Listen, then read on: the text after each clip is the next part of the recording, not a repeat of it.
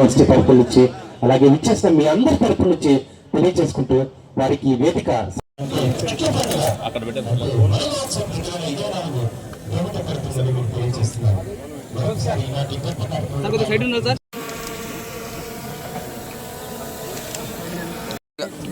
రండి బాబు. పచ్చని ప్రపంచం కోసం ప్రతి ఒక్కరూ మొక్కలను నాటుతారు. పచ్చని రంగుల సంపద మొక్కలను నాటుతాం, చెట్లను పెంచుతాం, పర్యావరణాన్ని కాపాడుతాం, పర్యావరణాన్ని ప్రేమిద్దాం, పర్యావరణాన్ని కాపాడుతాం. వన మహోత్సవం 2024 సందర్భంగా ఈ కార్యక్రమానికి వచ్చేసినటువంటి అతిథులు ఒక్కొక్కరు ఒక మొక్కని నాటి తెలియజేస్తున్నాను సార్. అలాగే vice chancellor of Yogi Vemana Shri Sandeep Reddy sir గారిని సాధారణంగా వేదిక మీదకి ఆహ్వానిస్తున్నాం. అలాగే జిల్లా ఈనాటి వన మహోత్సవ కార్యక్రమానికి అతిథులుగా వచ్చేసిన వారు జ్యోతి ప్రకాశనం గావించి జ్యోతి ప్రజ్వలన పెట్టి ఈనాటి కార్యక్రమాన్ని ప్రారంభిస్తున్నారు. వారి స్వర్ణ హస్తాలతోటి ఈ కార్యక్రమాన్ని మొక్కలు నాటే ఒక గొప్ప కార్యక్రమాన్ని వేదిక నుంచి ప్రారంభించారు. ధన్యవాదాలు. ఇప్పుడు ఒక ప్రార్థనా గీతాన్ని వింటాము.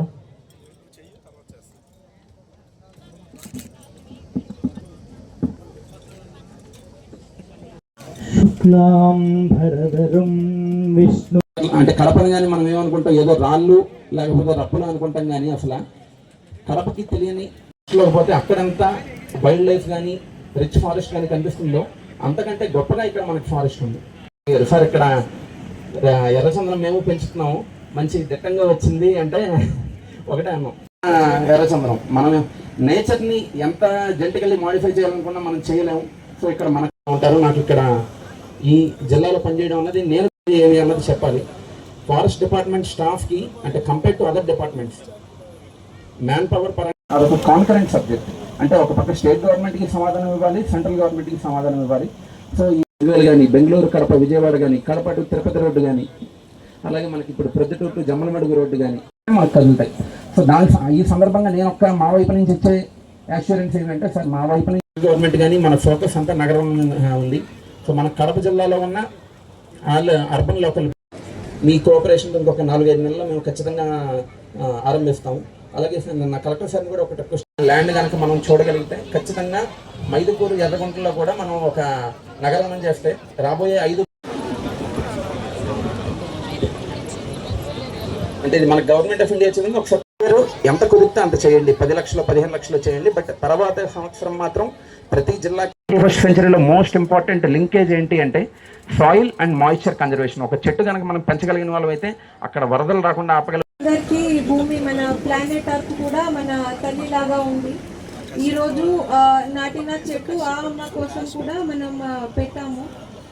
మనందరి ప్రతిజ్ఞ అనేది కూడా ప్రతిజ్ఞ ఆకు పచ్చని ఆశయాలతో సోపాన మార్గమని చెట్ల ఆంధ్రప్రదేశ్ను పచ్చని తోరణంగా తీర్చిదిద్దేందుకు కృషి చేస్తున్నారు.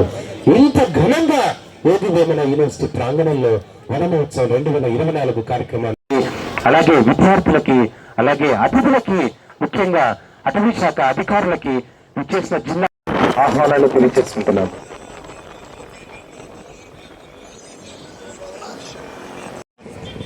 వన మహోత్సవ కార్యక్రమాన్ని ఇంత ఘనంగా నిర్వహించుకోవటంలో చాలా ఇంతటి గొప్ప కార్యక్రమాన్ని కమలాపురం నియోజకవర్గంలో జిల్లా తరఫున ఆర్గనైజ్ చేసినందుకు మన కలెక్టర్ శివశంకర్ లోతేడి గారికి, డిఎఫ్ఓ సందీప్ రెడ్డి గారికి, అలాగే జాయింట్ కలెక్టర్ అదితి సింగ్ గారికి, అలాగే ఈ కార్యక్రమానికి విచ్చేసినటువంటి గౌరవ శాసనసభ్యులు ఆదినారాయణ రెడ్డి అన్న గారికి, సుధాకర్ అన్న గారికి, నా మిత్రుడు భూపేష్కి, మన శ్రీనివాస్ అన్నకి, అలాగే ఈ యూనివర్సిటీలో ఆర్గనైజ్ చేసినటువంటి బీసీ గారికి, ప్రిన్సిపల్ గారికి, అందరికి కూడా ముందు నమస్కారాలు తెలియజేస్తున్నాను. ఇదొక గొప్ప కార్యక్రమం. అవగాహన కలిగించడానికి ఒక కార్యక్రమం చేస్తే 10 మందికి తెలుస్తుందని చెప్పి కార్యక్రమం చేస్తున్నాం. ఇంతకుముందు అంటే కొన్ని సంవత్సరాల కింద చెట్లు నరకడానికి కారణాలు వెతుక్కునేవాళ్ళు. ఇప్పుడు చెట్లు నాటడానికి కారణాలు వెతుక్కుంటున్నాం. వెతుక్కోవడం కూడా మంచిది. ప్రతి ఒక్క కారణం తీసుకొని ఈ కారణం ఉంది కాబట్టి చెట్లు నాటాలి అనే పొజిషన్కి రావాలి. ప్రతి ఒక్కరు కూడా ఆలోచన విధంగా రావాలి. ఎగ్జాంపుల్గా చెప్తున్నా, పిల్లల బర్త్డే ఉంటుంది, బర్త్డే చేస్తుంటాం. ఈరోజు మా కూతురు మీద ఒక చెట్టు నాటుతున్నా. బర్త్డేకి 10 బర్త్డేలు జరుపుతాం స్కూల్లో ఉన్నంత వరకు. 10 చెట్లు నాటినట్లే కదా ఒక ఇంట్లో, ప్రతి సంవత్సరం ఒక చెట్టు. అలాగే అంటే ఇందాక 50 లక్షల చెట్లు నాటాలని టార్గెట్ ఇచ్చారని చెప్తే చెప్పడానికి 50 లక్షల చెట్లు అనుకుంటున్నాం. దాన్ని డివైడ్ చేసుకుంటే ఒక కాన్స్టిట్యున్సీకి 70,000 ఇండ్లు యావరేజ్గా ఉంటాయి. ఒక్కొక్క ఇంటికి 10 చెట్లు టార్గెట్ చేసుకున్నామంటే 10 చెట్లు వేసుకున్నామంటే 7 లక్షల చెట్లు.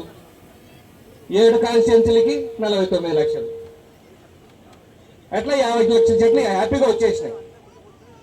ఇది మనం అనుకోని చేస్తే పెద్ద పని కాదు. ఖచ్చితంగా ఎందుకు చెట్లు నాటాలి, చెట్లు లేకపోతే ఏంటి అని అందరూ పెద్దలందరూ కూడా చెప్పారు. దాన్ని ఎలా నాటాలి అని ఒక కార్యక్రమం చేసుకొని మనలో మనం ప్రతి ఒక్కరు కూడా బాధ్యత తీసుకొని ప్రతి ఒక్కరు కూడా చెట్లు నాటాలని చెప్పి ప్రతి ఒక్కరిని కూడా కోరుకుంటున్నాను కాదు, వేడుకుంటున్నాను. ఎందుకంటే భవిష్యత్ తరాలకి కనీసం మనం బతకడానికి వాళ్ళకు వెసులుబాటు కలిగించాలి. ఇదే రేంజ్లో మనం పోతూ ఉంటే పెరిగే జనాభాకు ఎక్కడ కూడా ఈ చెట్లు సరిపోవు. చెట్లు లేకుంటే వర్షాలు లేవు, వర్షాలు లేకుంటే మంచినీళ్ళు లేవు, అన్ని రకాలుగా కూడా నష్టపోతాం. కాబట్టి ప్రతి ఒక్కరు కూడా తమ బాధ్యతగా చెట్లు నాటాలి. తల్లి పేరు మీద చెట్టు నాటాలి. ఎందుకు ఆ కార్యక్రమం పెట్టారంటే ఒక గౌరవం ఇస్తే దాని మీద తల్లిని గుర్తు చేసుకొని కూడా ఒక ఖచ్చితంగా నాటుతారు, దాన్ని పెంచుకుంటారు, వదిలేయకుండా పెంచుతారని చెప్పి ఆ కార్యక్రమాన్ని పెట్టి జరిగింది.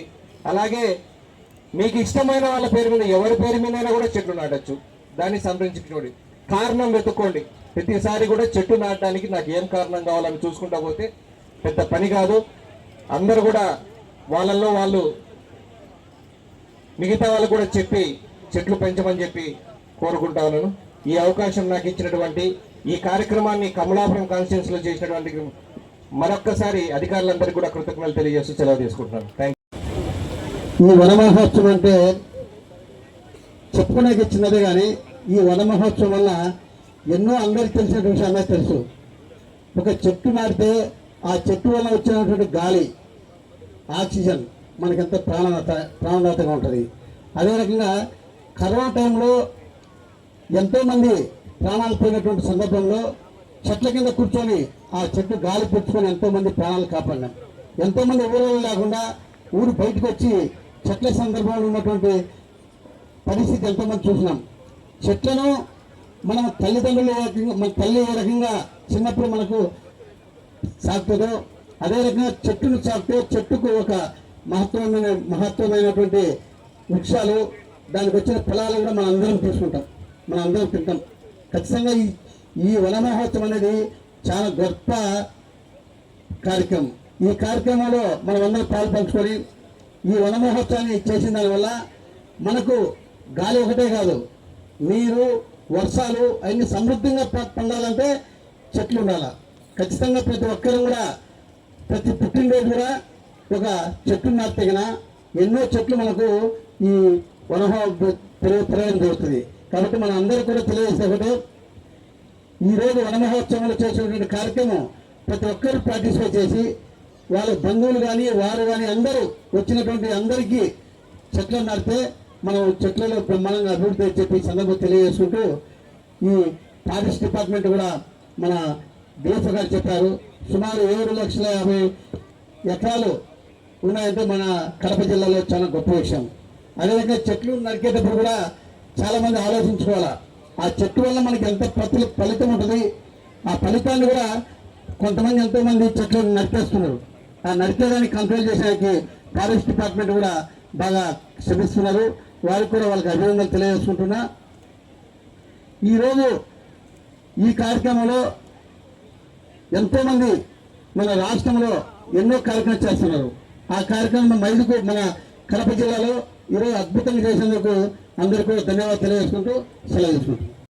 1950లో కేంద్ర ప్రభుత్వం ఒక నిర్ణయాత్మకంగా ఈ వన మహోత్సవం కార్యక్రమం అంటే 74+1 75వ సంవత్సరం ఈ యొక్క ప్రాంగణంలో ముఖ్యంగా యోగి వేమన యూనివర్సిటీ వాళ్ళు దీన్ని ఆహ్వానించినందుకు జిల్లా కలెక్టర్ గారికి, మిగతా స్టాఫ్ అందరికీ, ముఖ్యంగా డిఎఫ్ఓ గారికి, నాతో పాటు పాల్గొన్న ఎమ్మెల్యేలకు, మిగతా వాళ్ళకందరికీ, జనసేన శ్రీనివాస్ గారికి, మా భూపేష్కు అందరికీ హృదయపూర్వక నమస్కారం.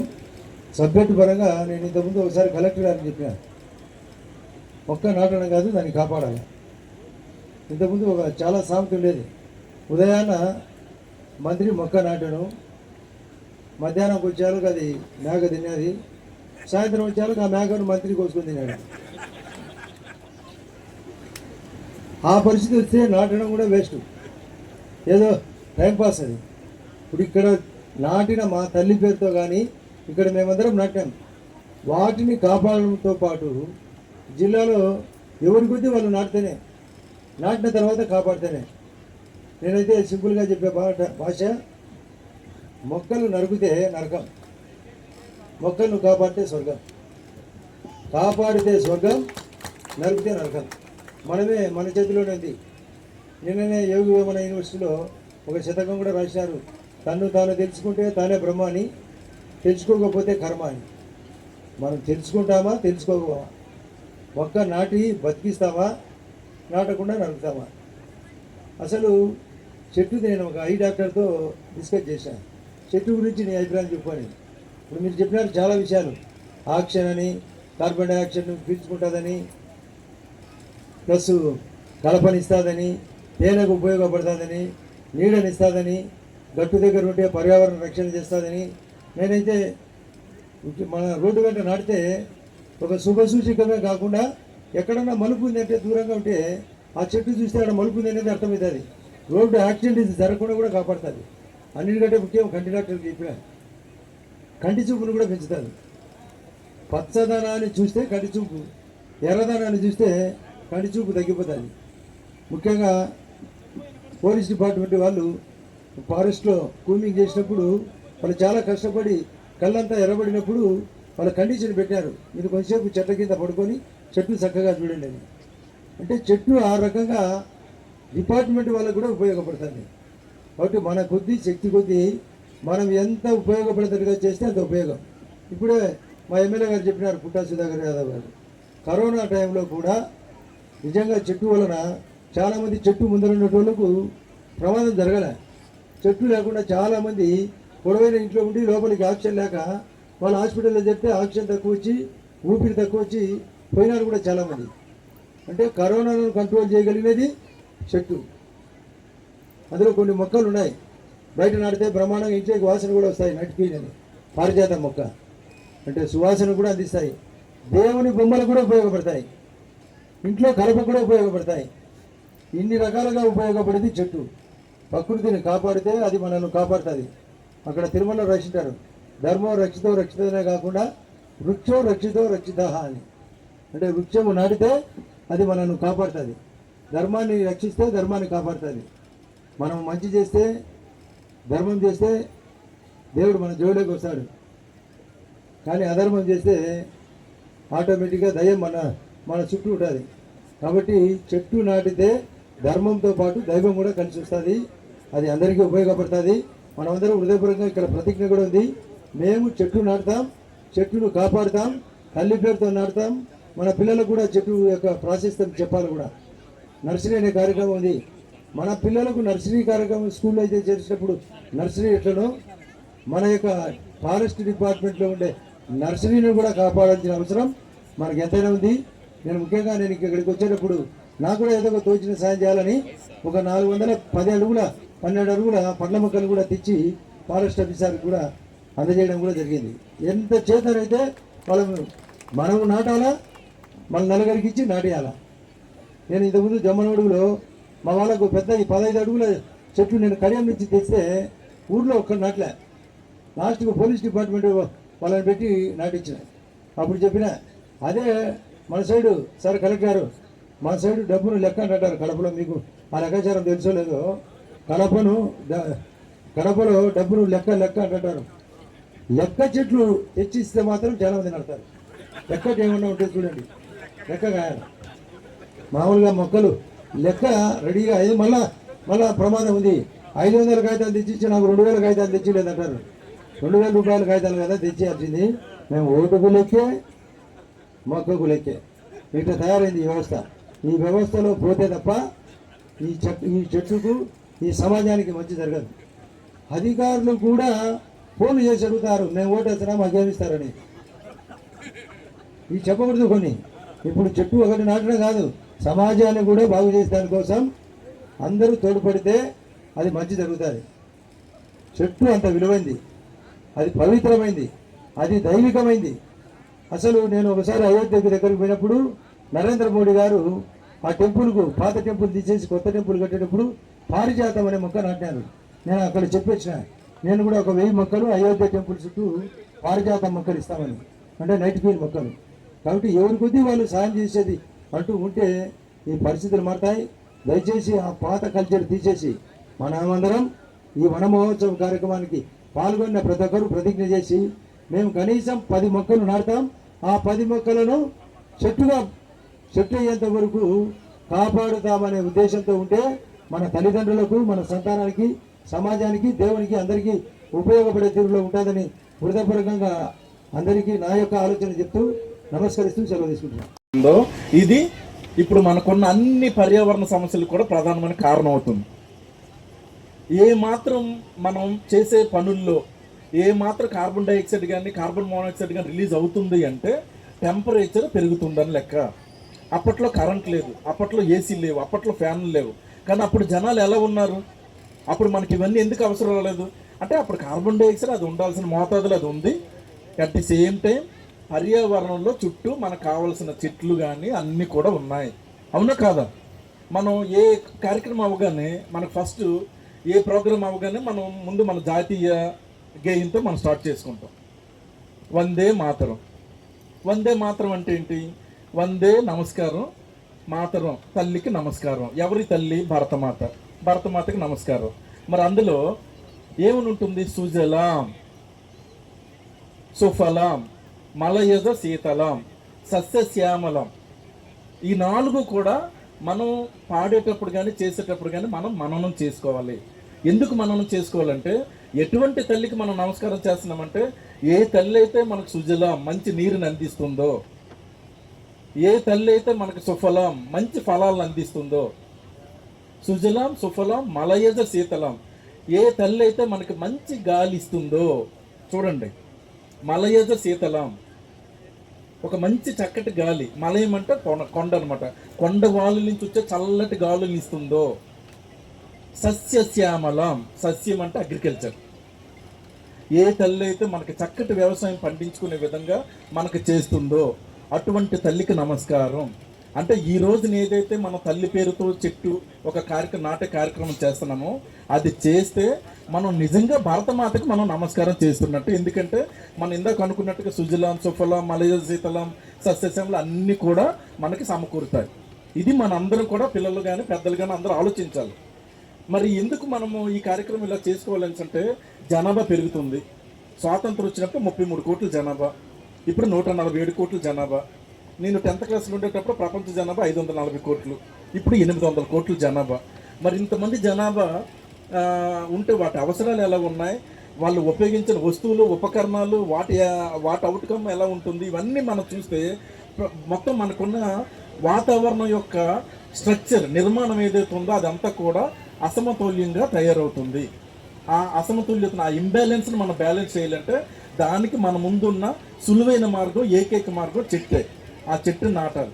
అందుకోసమే గౌరవ ముఖ్యమంత్రి గారు కూడా కలెక్టర్ కాన్ఫరెన్స్ పెట్టినప్పుడు మాకు ఒకటే చెప్పారు, చెట్లు బాగా నాటండి, వనాలను ప్రోత్సహించండి, వన భోజనాలకు తీసుకుని వెళ్ళండి, పిల్లలకి ప్రజలకి అందరికీ కూడా వనాల పట్ల ఆసక్తి కలిగే విధంగా అధికారులు కానీ ప్రజాప్రతినిధులు కానీ ఇవన్నీ కూడా పెద్ద పెద్ద ప్రోగ్రామ్స్ ఏంటి అని చెప్పారు. నాకు తెలిసి నవంబర్లో మన కార్తీక మాసంలో ఇవన్నీ కూడా మనకు కూడా ఒక మంచి టార్గెట్స్ అయితే ఖచ్చితంగా ఇస్తారు. అంటే పిల్లలకి ఎప్పటి నుంచో మన పర్యావరణం మీద అవగాహన అన్నది మనం కల్పించాలి. తర్వాత మన చైతన్య గారు చెప్పినట్టుగా ఒక మంచి ఆలోచన ఏంటంటే మన పుట్టినరోజు రోజున మన కేకులు కట్ చేస్తాము, పెద్ద పెద్ద పార్టీ చేస్తాము, అవి కూడా చేయొద్దని చెప్పాం.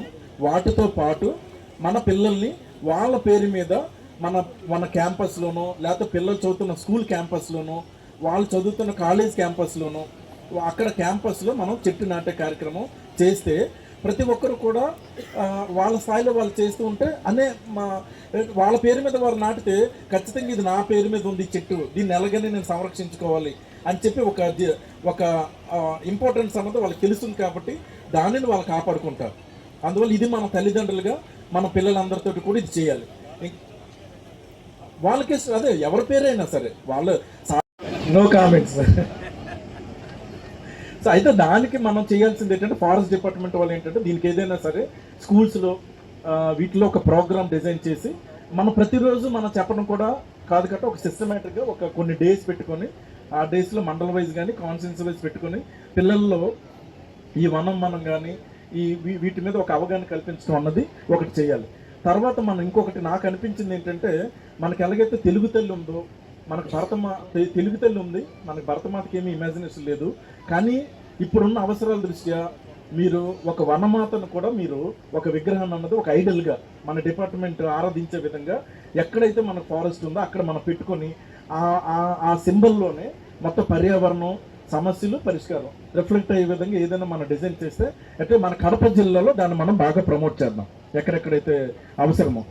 తర్వాత ఇప్పుడు మన డిఎఫ్ఓ గారు ఈ సంవత్సరం అంటే ఈ సీజన్లో 8 లక్షల మొక్కలు ప్లాన్ చేశారు. అంటే ప్రభుత్వం చాలా ఎక్కువ ఇచ్చింది. కాకపోతే మనకున్న అవసరాలు మనకున్న ఏరియాస్ అన్నీ చూసుకొని, ఎందుకంటే మా ఆదినారెడ్డి గారు ఇందాక ఒక మంచి మాట చెప్పారు, ఉదయం ఎలా ఉంటుంది, మధ్యాహ్నం ఎలా ఉంటుంది, రాత్రి ఎలా ఉంటుందని. సో మన మొక్కను సంరక్షించకపోతే అది మనం ఎన్ని నాటినా కూడా అది వ్యర్థం. కాబట్టి మొక్కలు నాటే విధంగా మనం ఈ సంవత్సరం 8 లక్షల మొక్కలు మనం ప్లాన్ చేస్తున్నాము. సో నా రిక్వెస్ట్ ఏంటంటే డిఎఫ్ఓ గారికి 8 లక్షల మొక్కలు ఎక్కడెక్కడ నాటుతున్నామో, ఏ ప్రాంతంలో నాటుతున్నామో ఆ ప్రాంతంలో ఉన్న జిల్లా పరిషత్ హై స్కూల్స్ కానీ, సోషల్ వెల్ఫేర్ స్కూల్స్ కానీ, ట్రైబల్ వెల్ఫేర్ కానీ ఏమేమైతే ఉన్నాయో ఆ స్కూల్ పిల్లలకి ఈ మొక్కలు సంరక్షించే బాధ్యతను కూడా అప్పచెప్దాం. సో దట్ వాళ్ళకు కూడా ఈ పర్యావరణం పట్ల వాళ్ళకు కూడా ఆసక్తి వస్తుంది. అది వాళ్ళు ఇంకొంచెం ముందుకు మనకి తీసుకెళ్ళడానికి ఆస్కారం ఉంటుంది. సో ఈ సంవత్సరం మనం 8 లక్షలు మొక్కలు వేస్తున్నాము. తర్వాత ఇక్కడ మనకి దగ్గరలోనే మాకు కడప జిల్లా కలెక్టర్గా రాగానే మా కడప అనగానే మనకి పత్రికల ప్రభావం కావచ్చు, సినిమాల ప్రభావం కావచ్చు, మనకి ఒక మనోఫలకం మీద ఏవేవో స్ఫురిస్తూ ఉంటాయన్నమాట. కానీ ఆ స్ఫురణకి పూర్తిగా వ్యతిరేకంగా కడప జిల్లాకి రాగానే ముందు చక్కటి ప్రకృతి, చక్కటి వాతావరణం, ఆహ్లాదంగా స్వాగతం ఇచ్చింది. అది నేను ఎప్పుడు మర్చిపోలేను. మా సందీప్ గారు కూడా అదే నా కడప అనగానే ఇలా ఉంటుంది. కానీ ఒక ఏ జిల్లా హెడ్ క్వార్టర్లో కూడా ఒక 5-10 కిలోమీటర్లు దాటగానే అడవి ఉండే జిల్లా హెడ్ క్వార్టర్స్ నాకు తెలిసి ఎక్కడ ఉండవు. అది ఓన్లీ కడప జిల్లాకే సొంతం. అటువంటి ప్రకృతి మన కడప జిల్లాలో ఉంది. ఇంకా బద్దివేలు కాన్స్టిట్యున్సీ కానీ అటుపక్క అయితే చాలా ఎక్కువ ఫారెస్ట్ ఉంది, మనకి రిజర్వ్స్ ఉన్నాయి, మంచి మంచి వైల్డ్ లైఫ్ శాంక్చురీస్ ఉన్నాయి. సో మనం ఈ రోజున మనం ఇవన్నీ కూడా ప్రొటెక్ట్ చేసుకుంటే మన భావి తరాల వాళ్ళకి ఒక మంచి పర్యావరణాన్ని మనం అందించిన వాళ్ళు అవుతాం.